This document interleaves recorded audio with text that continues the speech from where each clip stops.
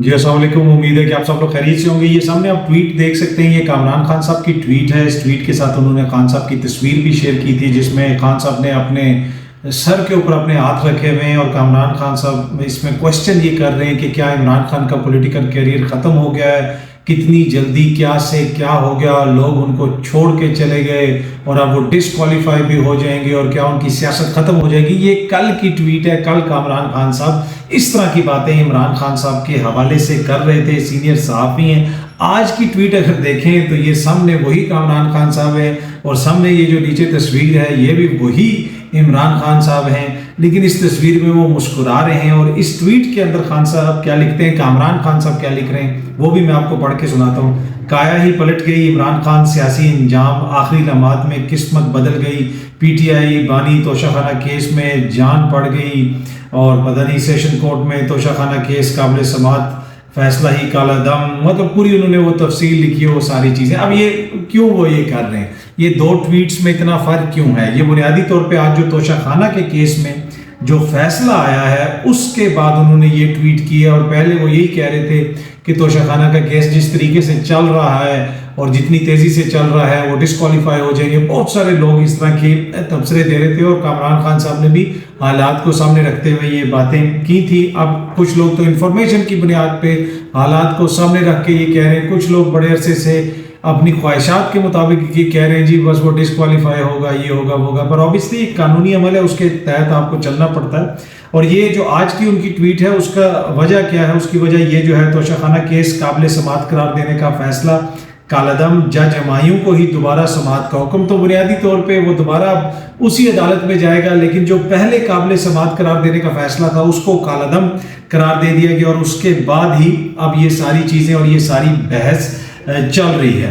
अच्छा, अगर ट्वीट्स की बात की जाए तो एक ट्वीट आज हामिद मीर साहब ने भी की और उसमें उन्होंने सेनेटर ताहिर बजिंजो और सेनेटर मुश्ताक अहमद का शुक्रिया अदा किया कि उन्होंने पैमरा का जो तरमीमी बिल है उसकी मुखालफत की और चीज़ें भी हामिद मीर साहब ने अपनी ट्वीट के अंदर मेंशन की। उसके ऊपर मरियम औरंगजेब साहिबा ने कोट ट्वीट किया जो आपकी वज़ीर इत्तलात हैं। उन्होंने कहा हामिद भाई अरकान का ये कहना था कि वो इस बिल को पढ़ना चाहते हैं और तफसील उन्होंने बताई कि क्या क्या वजूहत हैं, जो एक आर्गूमेंट उन्होंने पेश किया। उसके ऊपर हामिद मीर साहब ने दोबारा जो है कोट ट्वीट की, वो मैं आपको पढ़ के सुनाना चाहता हूँ। इत्तेफाक से सेनेट की प्रेस गैलरी में मौजूद था जब आप मीडिया की आज़ादी का दावा कर रही थी तो कई सेनेटर्स आपसे पूछ रहे थे कि इमरान रियाज कहाँ है। इमरान रियाज खान साहब को उन्होंने जिक्र किया। आपको पता है कि 80 से ज़्यादा दिन गुजर चुके हैं, किसी को नहीं पता इमरान रियाज कहाँ पे है।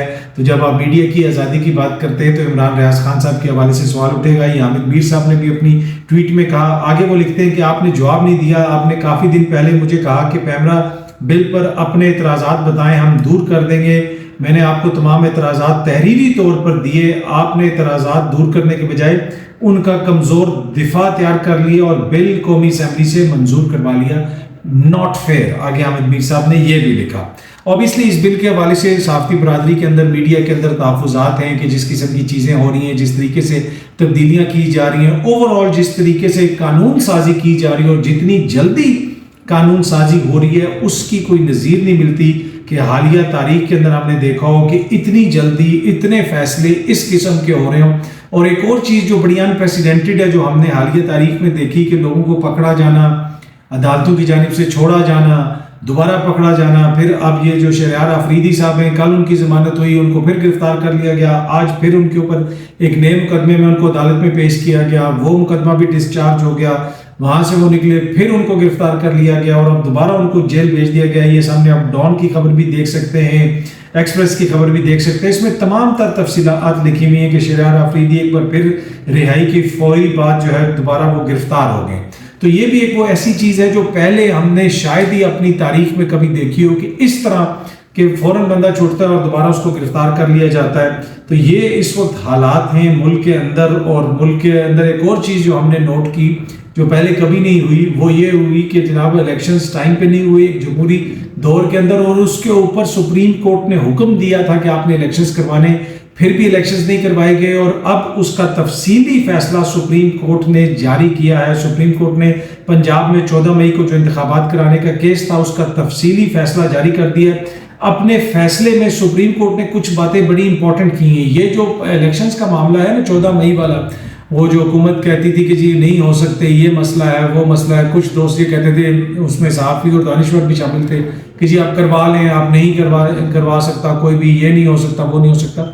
ये फैसला तंग करेगा। देखें, आपने अदालत के फैसले को रोंदा है, उसके ऊपर अमल दरामद नहीं करवाया, तो ये नहीं हो सकता कि इसके लीगल कॉन्सिक्वेंसेस ना हो सकता है अभी ना हो, 6 महीने तक ना हो, लेकिन कभी ना कभी इसके लीगल कॉन्सिक्वेंसेस जरूर होंगे। सुप्रीम कोर्ट ने अपने फैसले में लिखा है कि इंतखाबात कराना है वो इलेक्शन कमीशन का इख्तियार नहीं, जिम्मेदारी है। ये बड़ी इंपॉर्टेंट चीज है जी। अब वो बहुत सारे लोग कहते हैं ना कि जी वो डेट कब आएगी, वो तो जी इलेक्शन कमीशन बताएगा। नहीं, ये इलेक्शन कमीशन का इख्तियार नहीं, जिम्मेदारी है। इलेक्शन कब होंगे ये आइन के अंदर लिखा हुआ है कि 90 रोज में होंगे इस सूरत में, 60 रोज में होंगे इस सूरत में, तो वो आइन के अंदर वाज़े तौर पे लिखा हुआ है। ये उनका इख्तियार नहीं है इंतखाबात कराना। आर्टिकल 218(3) के तहत इलेक्शन कमीशन की बुनियादी जिम्मेदारी है। फैसले में कहा गया कि इलेक्शन कमीशन के वकील ने बताया कि पंजाब इंतखाबात के लिए सिक्योरिटी है, न फंड्स है, इस वजह से जनाब हम इंतखाबात नहीं करवा सकते।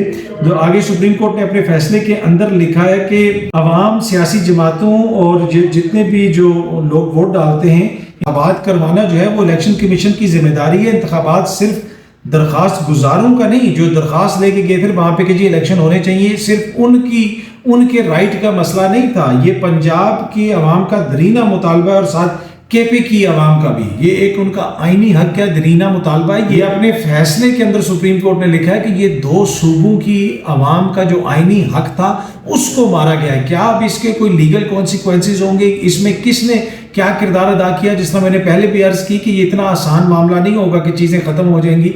नहीं, कभी ना कभी ये केस खुलेगा और चीज़ें आगे बढ़ेंगी। अच्छा, बाकी केसेस आपको पता है दीगर भी चल रहे हैं, बहुत सारी चीज़ें मुल्क के अंदर हो रही हैं। लेकिन एक और ख़बर जो मेरी नज़र से गुजरी और मैंने सोचा कि वो आपके साथ शेयर की जाए, वो बड़ी इंपॉर्टेंट खबर है। वो ये खबर आप सामने देख सकते हैं जनाब कि फैसलाबाद में सस्ते लोन की सेल, ख्वातीन में तकरार, लातों मुक्कों का इस्तेमाल, एक शख्स पिस्तौल निकाल कर लड़ाई में कूद पड़ा। जनाब ये फैसलाबाद में कहीं सेल लगी हुई थी ख्वातीन के कपड़ों वगैरह की, और वहाँ पे जो है सेल पे ये लड़ाई होगी और ये अजब वहाँ पे मंजर बना। इसको मीडिया भी रिपोर्ट कर रहा है, बाकी आप वेबसाइट्स के ऊपर भी देख सकते हैं, सोशल मीडिया के ऊपर भी वीडियोस वायरल हुई हुई हैं।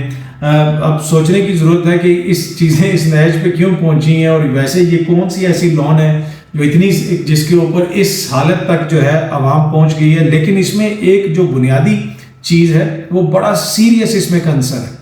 इसमें लोग बड़ा मजाक उड़ा रहे हैं कि जी देखें ख्वातीन इस सूट के ऊपर लड़ी। नहीं नहीं नहीं, ये चीज़ जो है ना, इसको आप देखें, जो इस वक्त आपके मुल्क के अंदर जो मौशी हालात हैं ना, लोगों की कुव्वते खरीद जो है वो ना होने के बराबर रहेगी। कहीं पे भी पता चलता है कि थोड़ी सी कोई चीज़ सस्ती मिल रही है तो लोग धड़ाधड़ वहाँ पे पहुँच जाते हैं कि खरीद लें।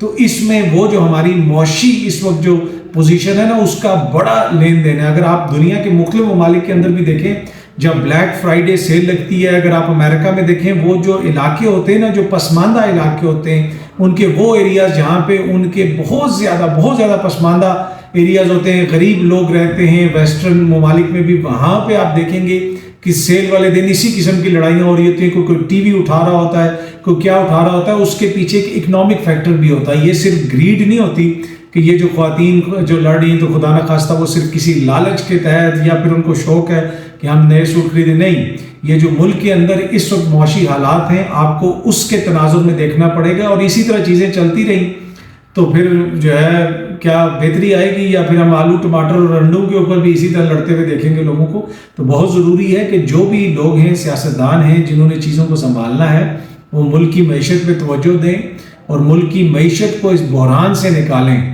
और जो ये महंगाई का दिन ब दिन बढ़ता जा रहा है, इसको कंट्रोल करना बहुत ज़रूरी है। बहुत जल्दी आपसे दोबारा मुलाकात होगी। Thank you so much.